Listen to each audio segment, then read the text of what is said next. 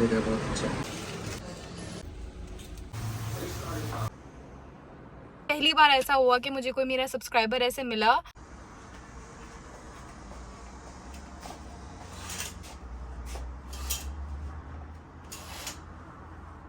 Hello अस्सलाम वालेकुम everyone, क्या हाल चाल है आप सबके। Hope you guys are doing really well and welcome back to my channel. सुबह सुबह उठते ही मैंने अपना नाइट ड्रेस चेंज किया और मैं कंफर्टेबल कपड़ों में आ गई थी, ढीले ढाले लॉन के सूट में। ये मेरा मोस्ट कंफर्टेबल ड्रेस है, मैं इसमें बहुत हल्का फुल्का फील करती हूँ। एक तो शदीद यहाँ पे गर्मी है, दूसरा आज मुझे बहुत सारे काम करने थे। फ्राइडे है और फ्राइडे वैसे ही बड़ा टाइट स्केड्यूल होता है और आज मैंने अपने सर पे बस सवार कर लिया था। मैंने किचन के कामों को आज निपटाना था हर हाल में, इसलिए बिल्कुल सुबह सुबह ही मैं किचन में आ गई थी। सबसे पहले जो रात में बर्तन वॉश किए थे वो सब सूख गए, उनको जगह पे रखूंगी। मैं ना लास्ट मंथ बहुत ज्यादा ओवर हो गई थी और मैंने बिल्कुल भी किचन पे ध्यान नहीं दिया। बस डेली की रोज रोज की सफाई हो रही थी, ऊपर वाली सफाई, लेकिन जो मैं थॉरली डीप क्लीन करती हूँ वो मैंने नहीं किया लास्ट एक मंथ से। और अब कल रात ना मैंने गौर से किचन को देख लिया और मेरे सर पे हो गया सवार। मैंने कहा नहीं भाई, ये अब इससे पहले के बाद हाथ से बिगड़े, ये काम स्टार्ट करना पड़ेगा। लास्ट पूरा मंथ में बहुत ज्यादा ऑक्यूपाइड चल रही थी। एक तो मैंने अपना लिविंग रूम मेकओवर किया था, बाहर आना जाना भी बहुत ज्यादा हो रहा था और कुछ मैं हो भी थोड़ा लेजी सी गई थी। Lazy as in deep cleaning वाले जो टास्क होते हैं, आई थिंक मैंने पहले बहुत दफा अपने व्लॉग्स में शेयर किया है। मैं डेली के रोज के जो मेरे टास्क होते हैं उनके अलावा कोई ना कोई एक अच्छे से डीप क्लीनिंग वाला टास्क जरूर प्लान करती थी डेली बेसिस पे, ताकि काम हाथ से ना निकले और घर मेरा हर वक्त साफ सुथरा ही रहे और मेरे लिए बहुत ज्यादा हेक्टिक भी ना हो। बट क्या करें, हैं तो नॉर्मल इंसान ही, कभी कभी ऐसे फेसेस भी आ जाते हैं और मैंने जरा एक महीने किचन पे थोड़ा ध्यान नहीं दिया और किचन काफी ज्यादा गंदा हो गया था। ब्रेकफास्ट आज बहुत लाइट सा बन रहा है, सिर्फ स्मूदी बनेगी ताकि मेरा ज्यादा टाइम कंज्यूम ना हो। मैंने एक कैरेट, एक बीटरूट, एक कीवी और एक ऑरेंज को यहाँ ले लिया है। जिस दिन मुझे क्विक ब्रेकफास्ट बनाना होता है उस दिन स्मूदी सबसे बेस्ट ऑप्शन होता है। ये सारी चीजें मैं ब्लेंडर में डाल के अच्छे से ब्लेंड कर लूंगी। पानी में इसमें बहुत थोड़ा सा ऐड करती हूँ, बस इतना कि ये थोड़ा अच्छे से ब्लेंड हो जाए। फिर उसके बाद मैं इसके अंदर ऐड कर दूंगी फ्रोजन स्मूदी फ्रूट्स। इसके अंदर पपाया, पाइनएप्पल और मैंगो चंक्स ऐड होते हैं। इससे स्मूदी का टेक्सचर भी बहुत अच्छा हो जाता है, गाढ़ा गाढ़ा, और बहुत चिल्ड बनती है। फ्रूट्स जो भी हो सब ऐड कर सकते हैं, बट मैं कोशिश करती हूँ कि बीटरूट और कैरेट जरूर ऐड करूँ। समर्स में अच्छा भी बहुत लगता है, ठंडा ठंडा, और बहुत ज्यादा हेल्दी भी हो जाता है। दोनों के फेवरेट ग्लासेस में निकाला, एक हस्बैंड को दे दूंगी उनके वर्क स्टेशन पे और एक मैं खुद एंजॉय करूंगी।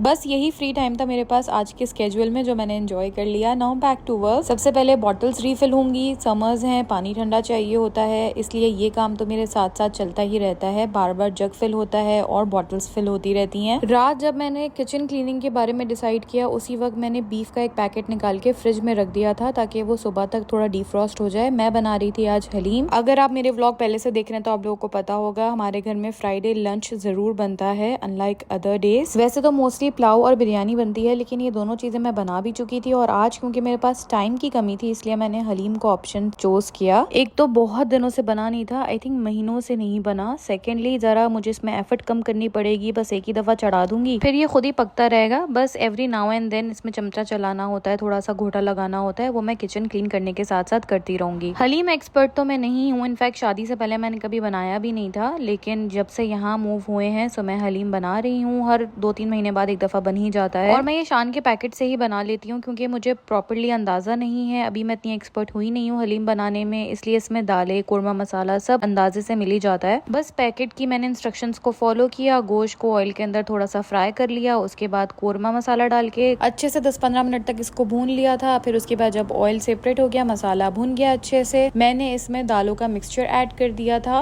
और उसके बाद उसको भी 2-3 मिनट चमचा चला लिया था। फिर बहुत सारा सा पानी डाल के इसको चढ़ा देंगे और फिर चलते फिरते इसमें चमचा चलाते रहेंगे, हलीम अपने आप ही बन जाएगा। खाने की टेंशन तो हुई खत्म। अब उसके बाद सेकंड जो प्रायोरिटी पे काम था वो था फ्राइडे प्रेयर्स के लिए कपड़े रेडी करना, इसलिए मैं सीधा आ गई थी कपड़े आयरन करने के लिए। सुबह ही सुबह ये काम भी हो जाए ना तो फिर मेरी और टेंशन कम हो जाती है। मैं कोशिश करती हूँ कि प्रायोरिटी पे क्या क्या काम है उस हिसाब से लेके चलूँ। फ्राइडे है और मैंने ब्रेकफास्ट भी बहुत लाइट दिया है, इसलिए लंच तो बनाना ही पड़ेगा, इसलिए मैंने सबसे पहले अपने खाने की टेंशन को सॉर्ट आउट किया। उसके अलावा नमाज पढ़ने जाना है तो कपड़े भी चाहिए होंगे। अब बारी थी कपड़े प्रेस करने की, इसके बाद फिर लगेंगे अपने बाकी कामों पे।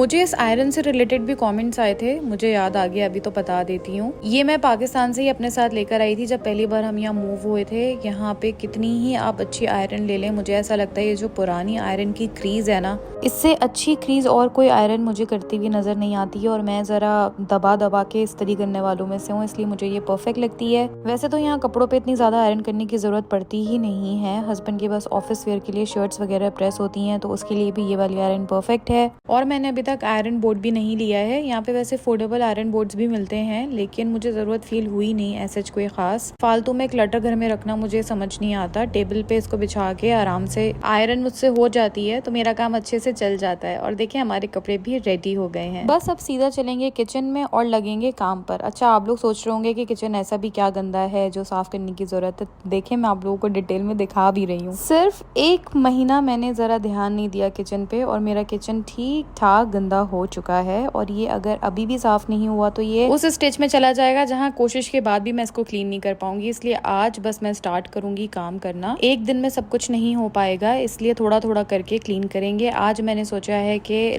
जो मेरी अप्लायंसेस हैं सारी वो क्लीन होंगी, बाकी कैबिनेट्स, चिमनी, ओवन, ये सारी चीजें फिर मैं आराम से 1-2 दिन में ही प्लान आउट करके क्लीन कर दूंगी। अच्छा, एयर फ्रायर तो सिर्फ 3 दिन से ही गंदा हुआ था, वरना ये डेली बेसिस पे ही क्लीन होता है। बट लास्ट 3 डेज से हम लोग कोई ना कोई चिकन बना रहे थे, कभी टिक्का बोटी, कभी ग्रिल्ड चिकन, और उसको मैंने 3 दिन से क्लीन नहीं किया था। एनीवेज, इसको क्लीन करने का सबसे आसान तरीका यही है, इसमें आप अच्छे से पानी भरें, इतना छोड़ दें कि अगर पानी बॉईल हो तो वो नीचे ना गिरे, उसके अंदर डिश वॉशर डालें, थोड़ा सा सिरका डालें और फिर आप इसको ऑन कर दें। ये अंदर ही चलता है और इसके अंदर सारा पानी घूम घाम के स्टीम बन के जितनी भी ग्रीस और गंदगी होती है वो सारी साफ हो जाती है। अब मैंने बाहर निकाली थी अपनी क्लीनिंग बकेट। इस बकेट के अंदर मैं अपनी सारा क्लीनिंग स्टफ रखती हूँ ताकि सारी चीजें सॉर्टेड रहें और मुझे पता चल जाए जो चीज खत्म हो रही है वो मैं ले आऊँ। जो जो चीजें मुझे अभी चाहिए वो सारी मैं निकाल लूंगी। मैं साफ कर रही थी किचन की लेफ्ट साइड। इंडक्शन हॉब के लेफ्ट साइड पे एक ऑर्गेनाइजर है, उसके ऊपर मैं डेली यूज का सामान रखती हूँ, उसी को मैं यहाँ से सब हटा के क्लीन कर रही थी। जाहिर है देसी हाउस होल्ड है, खाने वगैरह बनते हैं तो थोड़ी बहुत ग्रीस तो हो ही जाती है। डिश वॉशिंग लिक्विड से मैं इसको अच्छे से पहले क्लीन कर लूंगी ताकि सारी ग्रीस वगैरह फूल जाए, और इसको मैंने लगा के छोड़ दिया। और ये जो ऑर्गेनाइजर है, अब इसको जरा सॉर्ट आउट कर लेंगे। जो जो चीजें मैंने वॉश करनी है वो चली जाएंगी सिंक में, और जो चीजें मैंने सिर्फ क्लीन करके रखनी है वो सारी एक तरफ रख दूंगी।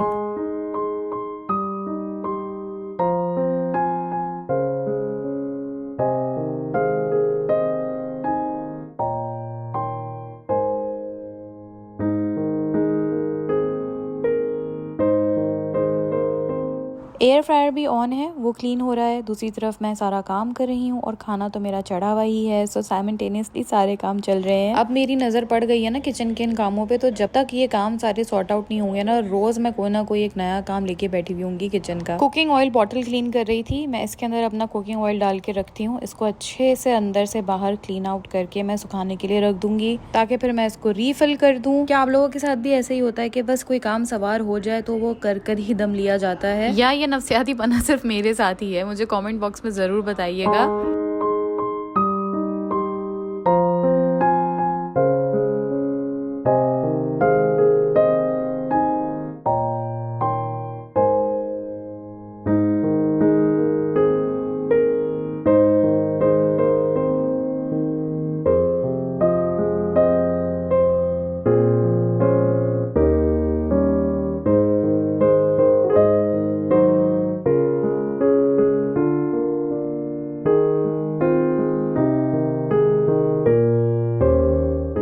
जितनी देर मैंने सारी चीजें वॉश करी, डिश सोप लगा रहा था इसलिए अच्छा खासा फूल के सब साफ हो गया था। पहले मैंने सारा सोप क्लीन किया, उसके बाद अब मैं ये सरफेस क्लीनर से स्प्रे करके अच्छे से क्लीन कर दूंगी। इससे अच्छी सी खुशबू आ जाती है और थोड़ी शाइन आ जाती है। फ्रिज और माइक्रोवेव मैंने कल ही बहुत अच्छे से थरली साफ कर दिए थे। अभी बस मैं सिर्फ यहाँ पे थोड़ा सा स्प्रे मार के क्लीन कर दूंगी क्योंकि सोप के कुछ निशान इस पर आ गए थे। ऑर्गेनाइजर को मैं यहाँ पे किचन टाल से अच्छे तरीके से ड्राई कर लूंगी। मुझे ऐसा लगता है अगर आप कोई भी चीज वॉश करें और उसका पानी अच्छे से ड्राई ना करें ना, तो पानी के अपने निशान रह जाते हैं और फिर उसके बाद वो चीज साफ लगती भी नहीं है। स्पेशली यहाँ पे तो हार्ड वाटर होता है तो यहाँ पे और भी ज्यादा निशान पड़ते हैं, इसलिए मैं हर चीज को वॉश करके टॉवल से ड्राई जरूर करती हूँ। चलें जी, हमारे किचन का लेफ्ट कॉर्नर पूरा नीट एंड क्लीन हो गया था। अब साथ साथ हम हलीम में घोटा भी लगाते रहेंगे। इसको बनाना आसान है, लेकिन ये जो बार बार चमचा चला के घोटा लगाना पड़ता है ना, ये थोड़ा सा हेक्टिक हो जाता है। बट आज मेरे लिए ये आसान है करना क्योंकि मैं किचन में ही खड़े होकर सारा काम कर रही हूँ। बार बार मुझे किचन में आने की ज़रूरत नहीं है। सो इजीली घोटा भी लग रहा था। इतनी देर में एयर फ्रायर भी बंद हो गया था और ये देखें कितना गंदा पानी है।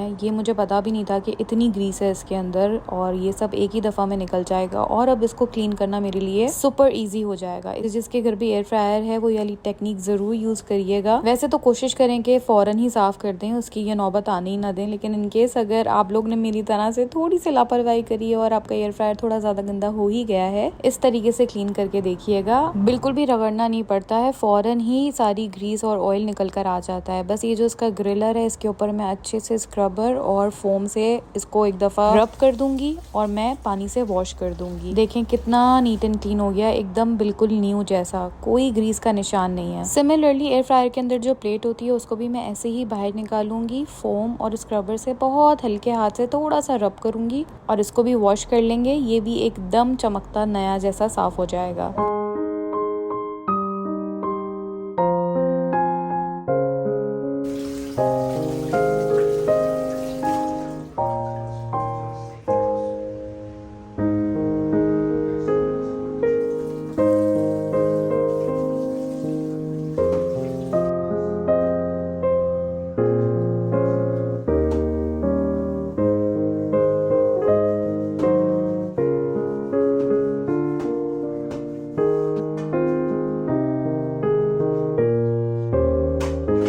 सिर्फ एयर फ्रायर के अंदर वाला पार्ट नहीं, बाहर से मशीन भी बहुत ज़्यादा ग्रीसी हो जाती है क्योंकि आप इसमें पूरी कुकिंग ही कर रहे होते हैं। एक तरीके से ये आपके ओवन का काम कर रहा होता है, इसलिए मैं इसको भी बहुत अच्छे से साफ़ करती हूँ। बट मेक श्योर करती हूँ जिस जगह वायरिंग हुई हुई है वहाँ बिल्कुल भी पानी ना जाए। आई वुड रिकमेंड ये कोई इस तरीके से इसको क्लीन करे। मेरा हाथ सेट हो गया है, मुझे अंदाज़ा हो गया है मेरी मशीन ऐसा करने से ख़राब नहीं होती है, इसीलिए मैं इसको ऐसे क्लीन करती हूँ और आप लोगों के साथ भी शेयर कर रही हूँ। This works for me, but ज़रूरी नहीं है कि ये हर किसी के साथ भी करे। सो इसलिए इलेक्ट्रॉनिक के साथ बहुत देखभाल के ही सफाई करनी चाहिए। पहले मैंने डिश सोप से अच्छे तरीके से इसको क्लीन कर लिया, सारा सोप अच्छे से वाइप आउट करूंगी। उसके बाद फिर मैं इसको एक सूखे कपड़े से अच्छे से ड्राई आउट करूंगी। मेक श्योर करूंगी वायर वगैरह सब अच्छे से साफ हो जाए और एक टिश्यू पेपर लेकर मैं उसको अच्छे से फोल्ड कर लेती हूँ।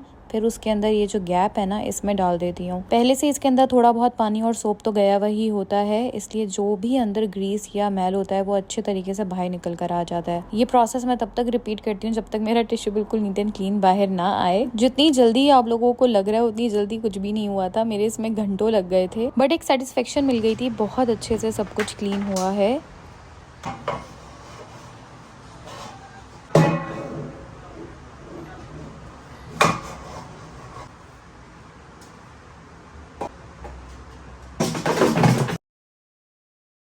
अब बारी थी केटल क्लीन करने की। देखें कितना ज़्यादा लाइम स्केल नीचे है। एक तो यहाँ पे हार्ड वाटर होता है और वैसे भी पानी को किसी चीज़ में बॉईल करो तो वो इतनी ही गंदी होती है। इसको क्लीन करने के लिए मेरे पास एक मैजिक ट्रिक है। आप थोड़ा सा इसके अंदर विनेगर डालें, थोड़ा सा पानी डालें और फिर इसको ऑन करके रख दें। थोड़ी देर तक ये बॉईल होता रहेगा, फिर ये रुक जाएगा और इसको ऐसे ही छोड़ दें क्योंकि इसके फ्यूम्स बाहर आते हैं। फौरन ना खोलिएगा, दिमाग में विनेगर की फ्रेग्रेंस जा सकती है विच कैन बी हार्मफुल, इसलिए इसको थोड़ी देर रहने दीजिएगा, सारी स्टीम निकल जाए, फिर ओपन करें एंड देखें टाडा, आधे से ज्यादा तो ये खुद ही क्लीन हो चुका है। इस तरीके से ज्यादा कुछ एफर्ट करने की जरूरत ही नहीं है। बस अब इस विनेगर एंड वाटर के सोल्यूशन को मैं बहा दूंगी और इसको अच्छे तरीके से क्लीन कर लूंगी। ज्यादा कुछ भी एफर्ट नहीं करने पड़ते हैं, थोड़ा सा ही आप इसको रब करें, ये पूरी अंदर से क्लीन हो जाती है। पहले मैं घंटों बैठ के इसको क्लीन करती रहती थी और रगड़ती रहती थी, ये साफ ही नहीं होती थी, बट जब से मुझे ये एक मैजिकल ट्रिक पता चली है ना, मेरी जिंदगी बहुत आसान हो गई है। अच्छा, क्योंकि मैंने इसमें विनेगर डाला हुआ होता है इसलिए मैं इसको 2-3 दफा अच्छे तरीके से वॉश करके बहा देती हूँ ताकि उसकी स्मेल वगैरह सारी निकल जाए। अगेन मैं इसको भी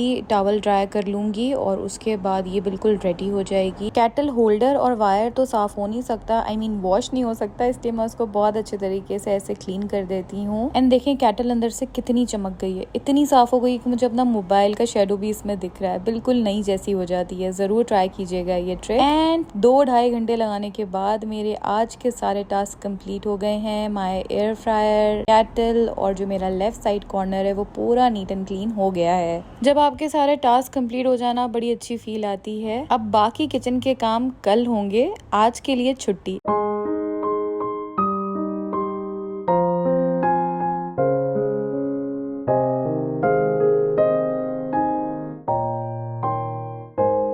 किचन क्लीन करने के बाद खुद को क्लीन कर लिया था। शक्ल से थोड़ी सी टायर्ड लग रही होंगी, लेकिन मूड बहुत अच्छा है। बहुत सेंस ऑफ अचीवमेंट फील हो रहा है इस वक्त मुझे। मैंने पहन लिया था ये वाइट अपना 3 पीस सूट और इसके ऊपर इतनी प्यारी डिटेलिंग हुई हुई है। ये साया का ड्रेस है, पाकिस्तानी ब्रांड है साया। पाकिस्तान गई थी तो वहाँ से लेकर आई थी। कंफर्टेबल भी बहुत है और कलर भी बहुत प्यारा है। बस फिर हम लोग निकल गए थे नमाज पढ़ने के लिए। और आज क्योंकि किचन का ज्यादा काम था, इसलिए हमने पहली जो अजान होती है वो मिस कर दी थी। जो दूसरी जमात खड़ी होती है उसमें हम जा रहे थे, बट चलो एटलीस्ट हमने नमाज मस्जिद में ही पढ़ी थी। नमाज के साथ सूरह कहफ भी मैंने मस्जिद में ही अदा करी, खुतबा सुना, काफी अच्छी फील आई। उसके बाद फिर हम चले गए थे कुछ मीठा लेने के लिए। पूरा वीक हम लोगों ने कंट्रोल किया था, कोई भी शुगर का इंटेक नहीं लिया था, इसलिए Friday is a cheat day. आज हम ले रहे थे donuts.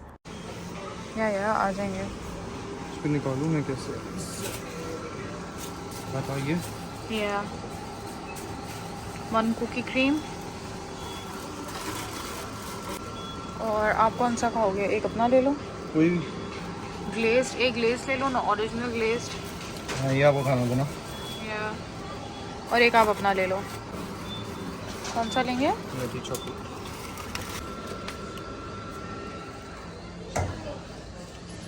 Hello, so just a little update because I am super happy. हम लोग अभी नमाज पढ़ने के लिए गए थे और नमाज पढ़ने के बाद हम चले गए थे टेस्को। वहाँ से हमने डोनट्स भी लिए हैं, बट वहाँ पे कुछ ऐसा हुआ जिससे I am super happy.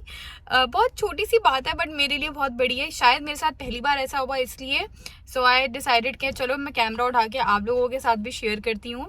I met my first ever subscriber and follower today. मैं बाहर गई और वो मुझे टेस्को में मिली एंड शी जस्ट और मैं इतनी जोन आउट थी उस वक्त, क्योंकि यहाँ इतनी गर्मी है आज, इतना शदीद 30 आज टेम्परेचर हुआ है, तो शदीद गर्मी है। I was out of zone, I was thinking something else. और मेरा पहला था ना, तो मैं जरा थोड़ी सी बौखला भी गई। समझ में भी नहीं आया कि रिएक्ट कैसे करना है। मैंने उनसे उनका नाम भी नहीं पूछा, इतनी ऑकवर्ड सी पोजीशन हो गई। बट अगर आप ये व्लॉग देख रही हैं तो मुझे कमेंट में जरूर बताइएगा। And I am super happy today. पहली बार ऐसा हुआ कि मुझे कोई मेरा सब्सक्राइबर ऐसे मिला, सो आई एम जस्ट हैप्पी। तो चले बस अब घर चलते हैं जल्दी से और काम निपटाते हैं। सब कुछ करते कराते 3:30 बज चुके थे और अब भूख से बुरा हाल हो रहा था। सुबह की सिर्फ स्मूदी खाई हुई थी, इसलिए बस फटाफट मैं लग गई हलीम पे। मैंने इसमें बहुत अच्छे से घोटा वगैरह दे दिया था और ये बिल्कुल रेडी था। तकरीबन ये 7-8 घंटे पका था। मैंने सुबह 7:30 बजे इसको चढ़ाया था। और अब मैं यहाँ पे हरा मसाला सारा बना रही थी। मैंने हरी मिर्चें काटनी थी, जो छोटी वाली हैं वो मेरे लिए हैं, जो बड़ी वाली हैं वो हस्बैंड के लिए हैं। मैं ज़रा थोड़ी तीखी मिर्च खाती हूँ। धनिया पुदीना काट लूँगी, लेमन काट लूँगी, क्योंकि भाई बगैर सारे लवाजमात के तो हलीम बिल्कुल भी अच्छा नहीं लगता है। अदरक ना मैं खाती हूँ ना हस्बैंड, इसलिए मैंने वो स्किप कर दी थी, मगर बाकी सारा हरा मसाला मैंने काट के रख लिया था।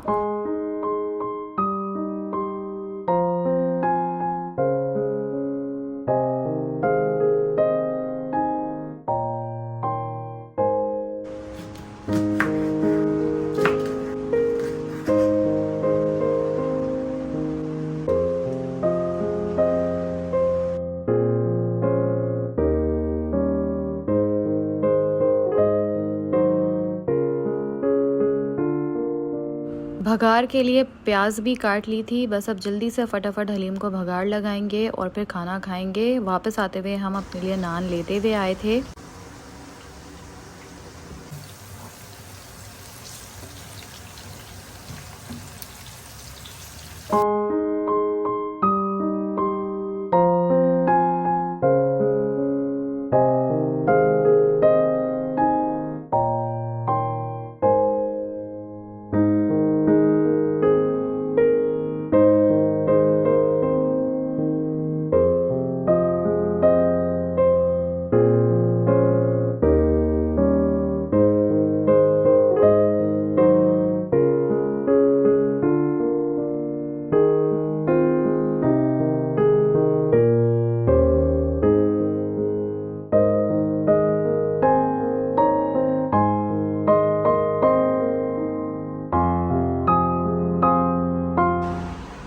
देख के गरम होगा। नमक कम लग रहा है। नमक कम है, डाल दो, यहाँ पर है। और टेस्ट कैसा है? सही है, सही है। मज़े का बहुत अच्छा।